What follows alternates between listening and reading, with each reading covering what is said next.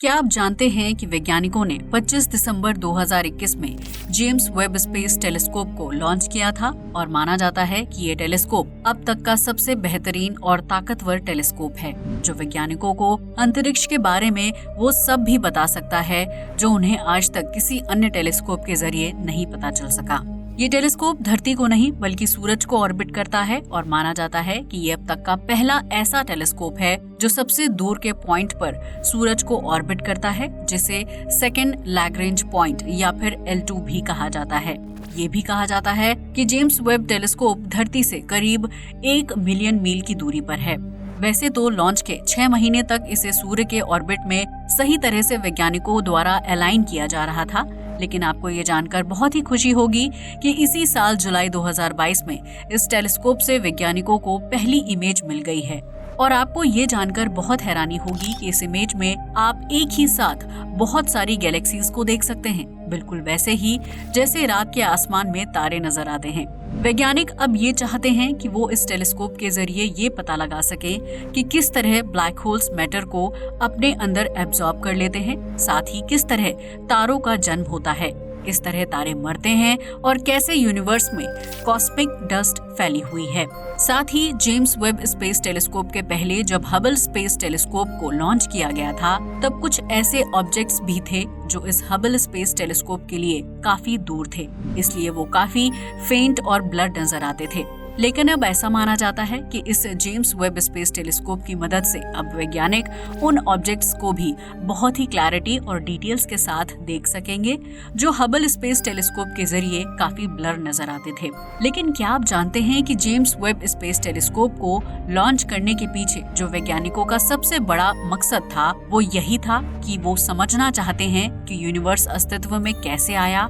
और साथ ही इसका भविष्य क्या होने वाला है। ऐसा इसलिए क्योंकि इस टेलीस्कोप के जरिए जितनी भी गैलेक्सी वैज्ञानिकों को देखने को मिली है, वो वैज्ञानिकों को ये समझने में काफी सहायता कर सकती है कि आखिर वो अस्तित्व में कैसे आए थे, जिससे कि वो बिग बैंग के रहस्यों को भी अच्छे से समझ सकेंगे। ऐसा इसलिए क्योंकि माना जाता है कि बिग बैंग के बाद से अब तक यूनिवर्स लगातार एक्सपैंड होता चला जा रहा है, जिसके कारण लगातार यूनिवर्स में गैलेक्सी भी मूव करती हैं। इसलिए उनका ये मानना है कि अगर वो इन गैलेक्सीज को और उनकी मूवमेंट को समझ पाएंगे तो वो ये भी जान पाएंगे कि आखिर यूनिवर्स किस तरह एक्सपैंड हो रहा है या फिर पास्ट में यूनिवर्स किस तरह एक्सपैंड हुआ था। साथ ही यहाँ आपका ये जानना भी जरूरी है कि जब इस टेलीस्कोप के जरिए वैज्ञानिकों को इमेज मिलती है तो वो एक तरह से पास्ट की इमेज होती है, क्योंकि जितनी भी गैलेक्सी इमेज में देखी जाती हैं, वो हमसे ना जाने कितने लाखों लाइट ईयर्स की दूरी पर होती हैं।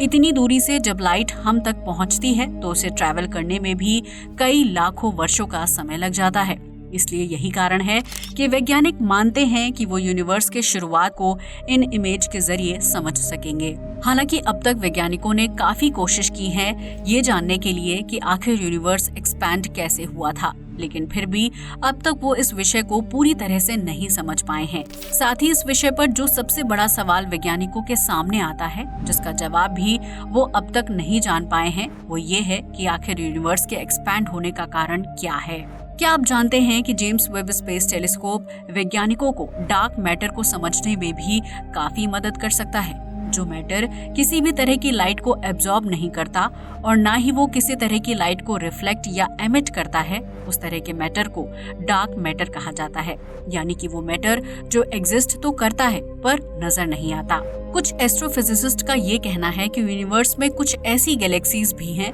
जो इस तरह मूव करती हैं कि ऐसा लगता है कि उनमें कुछ ऐसा मास भी है जिन्हें हम देख नहीं सकते, और इस मिसिंग मास को डार्क मैटर कहा जाता है। इसलिए वैज्ञानिक मानते हैं कि जेम्स वेब स्पेस टेलीस्कोप इसे भी समझने में मदद कर सकता है। इस पर कुछ अध्ययन भी किए गए हैं और ऐसा कहा जाता है कि आउटर स्पेस में 6 गुना ज्यादा डार्क मैटर है। आपको ये जानकर बहुत ही हैरानी होगी कि ऐसा भी माना जाता है कि जब यूनिवर्स अस्तित्व में आया था तब शुरुआत में कुछ ऐसे प्राइमॉर्डियल ब्लैक होल्स भी हुआ करते थे जो शायद आज के समय में भी हैं, लेकिन वो दिखाई नहीं देते। इसलिए उन्हें भी एक तरह से डार्क मैटर ही माना जाता है। ऐसा कहा जाता है कि जब भी इस तरह के किसी ऑब्जेक्ट के पास से लाइट गुजरती है तो वो थोड़ी बेंड हो जाती है, लेकिन वैज्ञानिकों का ये भी मानना है कि शायद जेम्स वेब स्पेस टेलीस्कोप के लिए इस तरह के ब्लैक होल्स को ढूंढना उतना आसान नहीं होगा। साल 1971 में मशहूर वैज्ञानिक स्टीफन हॉकिंग ने यह सजेस्ट किया था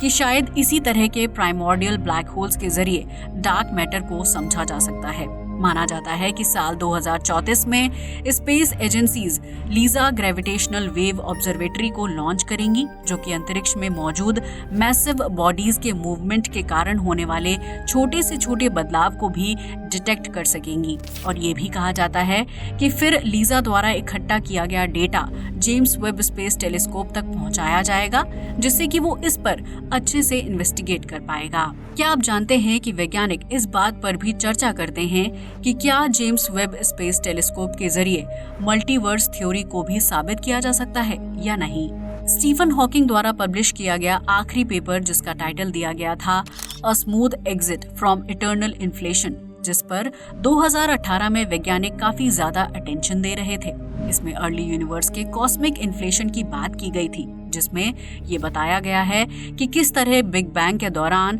यूनिवर्स कुछ ही सेकंड में एक छोटे एटम से एक बड़े और इन्फिनाइट यूनिवर्स में एक्सपैंड हो गया, और इसे ही इटर्नल इन्फ्लेशन कहा जाता है। लेकिन इटर्नल इन्फ्लेशन थ्योरी को लेकर वैज्ञानिकों के मन में कुछ सवाल भी हैं, क्योंकि उनका ऐसा मानना है कि यूनिवर्स में अब भी बड़े बड़े एक्सप्लोजन्स होते रहते हैं, जिसके कारण और भी नए अनगिनत यूनिवर्स का निर्माण होता रहता है। इसलिए वैज्ञानिकों का ये मानना है कि अगर वो मल्टीवर्स थ्योरी को साबित करना चाहते हैं तो उन्हें एक ऐसी स्पेस शिप का निर्माण करना होगा जो कि जेम्स वेब स्पेस टेलीस्कोप से भी 100 गुना ज्यादा लंबे वेवलेंथ को डिटेक्ट कर सके, क्योंकि जेम्स वेब स्पेस टेलीस्कोप अभी इतना दूर मौजूद अन्य यूनिवर्स को डिटेक्ट नहीं कर सकता। लेकिन ये जरूर कहा जा सकता है कि James Webb space telescope universe में सोलर सिस्टम के बाहर मौजूद एक्सोप्लैनेट्स को जरूर डिटेक्ट कर सकता है, और वो ये भी पता लगा सकता है कि क्या वहाँ पर जीवन के संकेत पाए जा सकते हैं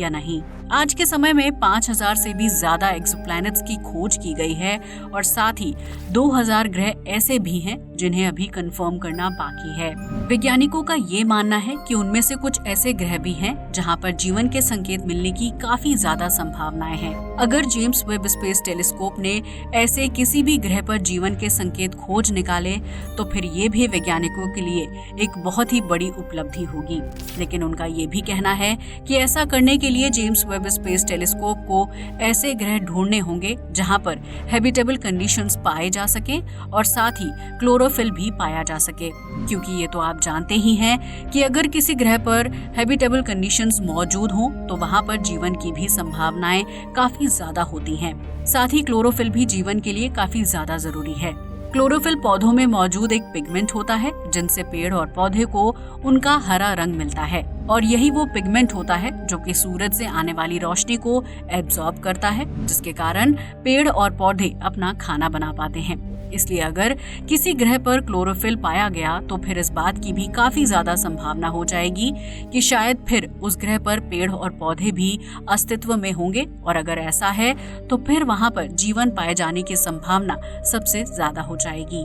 क्योंकि James Webb space telescope 10 times wider portion of infrared spectrum को एब्जॉर्व कर सकता है, इसलिए ऐसा माना जाता है कि केवल जेम्स वेब स्पेस टेलीस्कोप ही वैज्ञानिकों तक ऐसे संकेत पहुंचा सकता है, क्योंकि यही वो रेंज होती है जहां पर बायोमार्कर्स को नोटिस किया जा सकता है। और अब तक जेम्स वेब स्पेस टेलीस्कोप ही पहला ऐसा टेलीस्कोप है जो इस रेंज को डिटेक्ट कर सकता है। आपको ये जानकर बहुत ही हैरानी होगी कि ऐसा माना जाता है कि मिल्की वे गैलेक्सी में लगभग 1 बिलियन से भी ज्यादा टेरेस्ट्रियल प्लैनेट मौजूद हो सकते हैं, और अगर ऐसा है तो ये भी संभव हो सकता है कि कोई अन्य सिविलाइजेशन भी फिर हमारी गैलेक्सी में मौजूद हो। यानी कि ये संभव हो सकता है कि हमें एलियन सिविलाइजेशन के भी सबूत मिल सकते हैं। अगर ऐसा संभव हो सका तो ये अब तक की वैज्ञानिकों की सबसे बड़ी उपलब्धि मानी जाएगी। दोस्तों, आज के लिए बस इतना ही। वीडियो अच्छा लगा हो तो इसे लाइक और शेयर करें, साथ ही हमारे चैनल को भी सब्सक्राइब करें। जय हिंद दोस्तों।